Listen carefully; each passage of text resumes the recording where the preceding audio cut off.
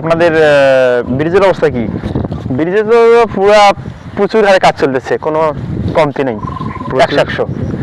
ওখানে প্রচুর উপচে পড়া লোকের সমাগম দেখা যাচ্ছে। ও আচ্ছা,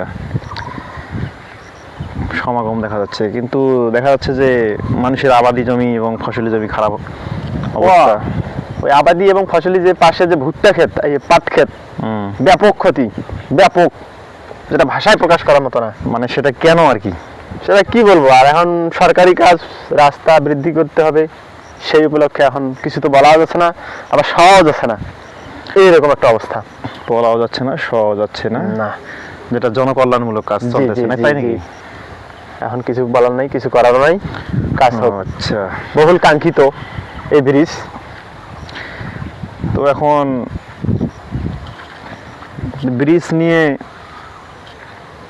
মানে জনকল্যাণের জন্য কি রকম প্রভাব ফেলে এই ব্রিজ? এই সেতুটা যে মানুষের ক্ষয়ক্ষতি করে, দুই দিকে পিলার বাঁধানো হচ্ছে, সেটাতে মানুষের ক্ষয়ক্ষতি, ফসলি জমির উপর মাটি চাপা, এমনকি অন্যান্য কিছু সমস্যা।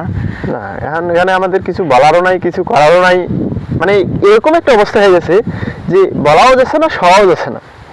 এখন পাট ক্ষেত ক্ষতি হচ্ছে, এটা কি বলবো, আর কিছু বলার নেই। ও, মানে যেটা মনে হচ্ছে যে মানুষের তারপরেও উপকার হোক।